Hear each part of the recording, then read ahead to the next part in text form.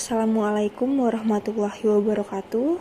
Perkenalkan, saya Yurianda Andani Putri, mahasiswa aktif dari Universitas Nasional Program Studi Administrasi Publik dengan nomor induk mahasiswa 1831135155010.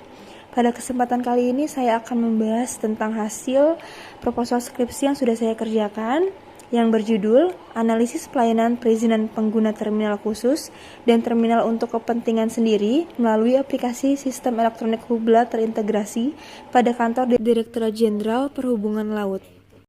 Proposal skripsi yang akan saya bahas terdiri dari 3 bab, yaitu yang pertama, bab 1 pendahuluan, terdiri dari latar belakang masalah, rumusan masalah, tujuan penelitian, manfaat penelitian, dan sistematika penelitian. Selanjutnya, ada bab 2 berisi tentang kajian pustaka yang terdiri dari peneliti terdahulu, kerangka teori, konsep pelayanan publik, dan kerangka berpikir. Dan yang terakhir, ada bab 3 berisi tentang metodologi penelitian yang terdiri dari pendekatan penelitian, penentuan informan, sumber data atau teknik pengumpulan data, teknik pengolahan dan analisis data, dan yang terakhir, lokasi dan jadwal penelitian. Pada pembahasan penelitian kali ini, saya akan membahas tentang bab 1, yaitu pendahuluan. Yang pertama adalah latar belakang masalah.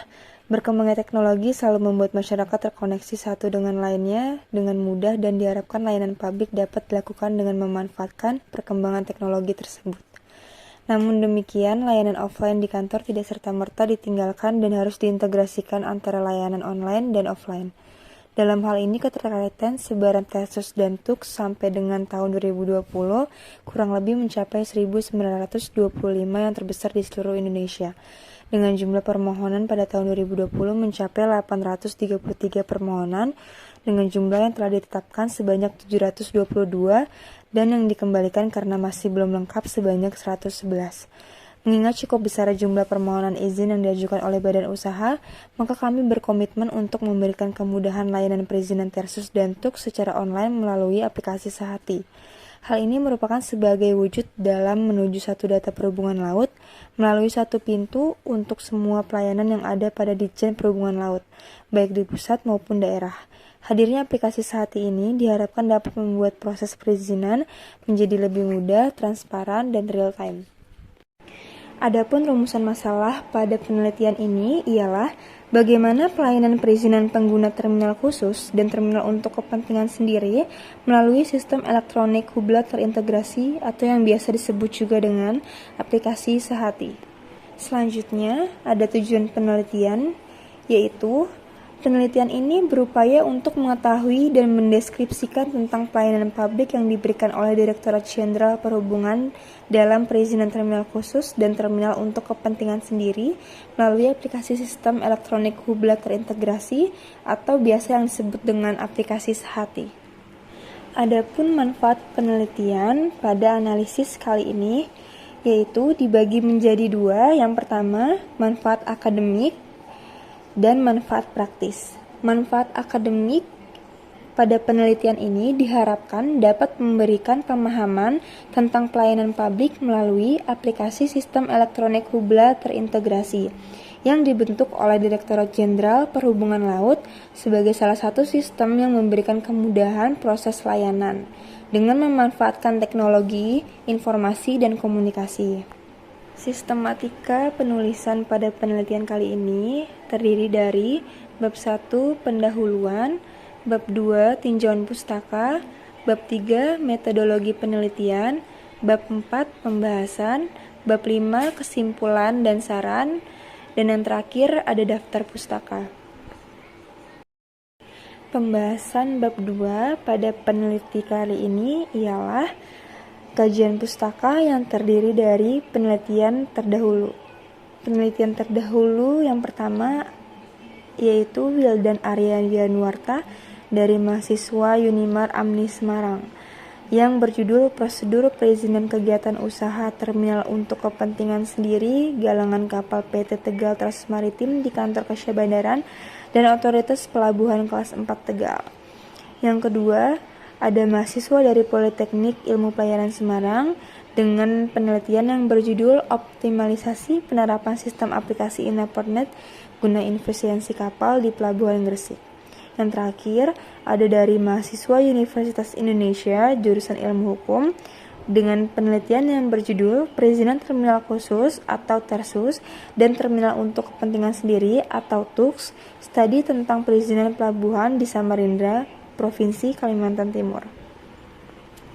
Kerangka teori pada bab 2 kali ini ialah terdiri dari konsep analisis, yaitu suatu sistem informasi yang utuh ke dalam berbagai macam bagian komponen dengan maksud agar kita dapat mengidentifikasi atau mengevaluasi berbagai macam masalah yang akan timbul pada suatu sistem sehingga masalah tersebut dapat ditanggulangi, diperbaiki, atau juga dilakukan pengembangannya.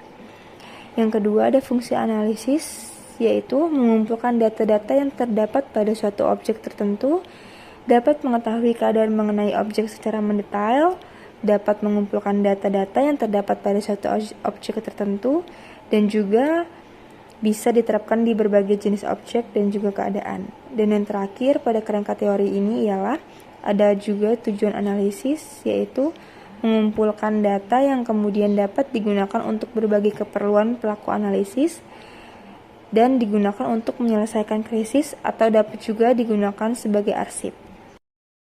Selanjutnya, ada konsep pelayanan publik yang terdiri dari prinsip pelayanan publik dan tujuan pelayanan publik. Prinsip pelayanan publik terdiri dari kesederhanaan, kejelasan, kepastian waktu, akurasi, keamanan, tanggung jawab, kelengkapan sarana dan prasarana, kemudahan akses, kedisiplinan, dan kenyamanan. Tujuan pelayanan publik ialah untuk memuaskan dan memenuhi kebutuhan sesuai dengan keinginan masyarakat pada umumnya. Untuk mencapai hal ini diperlukan kualitas pelayanan sesuai harapan dari masyarakat.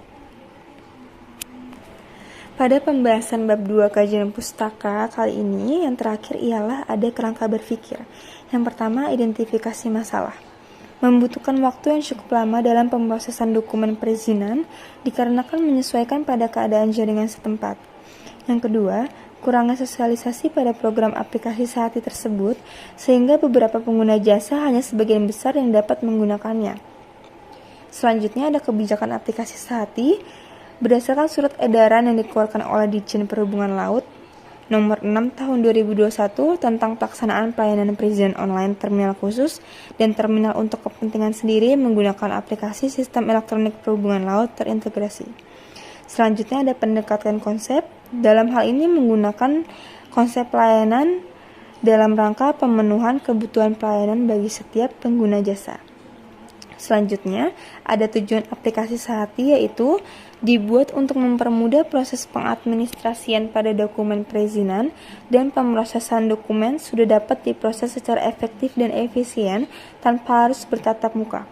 Dan yang terakhir, ada pencapaian aplikasi Sehati, optimalisasi pada proses pengadministrasian pada pengajuan dokumen perizinan terminal khusus dan terminal untuk kepentingan sendiri. Pada pembahasan penelitian kali ini, yang terakhir ada bab 3, yaitu metodologi penelitian. Yang pertama yang akan saya bahas ialah pendekatan penelitian ini menggunakan metode kualitatif. Yang kedua, penentuan informan yang terdiri dari Kepala Sabdit Pembagian Kepelabuhan, Humas Ditjen Perhubungan Laut, Staf Ditjen Kepelabuhan, Staf Ditjen Kenavigasian, dan pengguna jasa aplikasi. Yang ketiga, ada teknik pengumpulan data, yaitu teknik wawancara, teknik dokumentasi, dan teknik observasi. Adapun teknik pengolahan dan analisis data. Teknik pengolahan data yaitu berupa reduksi data, penyajian data, dan penarikan kesimpulan. Analisis data yang terdiri dari triangulasi dan teknik sumber. Sekian tentang pemaparan presentasi hasil dari proposal skripsi. Kurang lebihnya mohon maaf. Wassalamualaikum warahmatullahi wabarakatuh.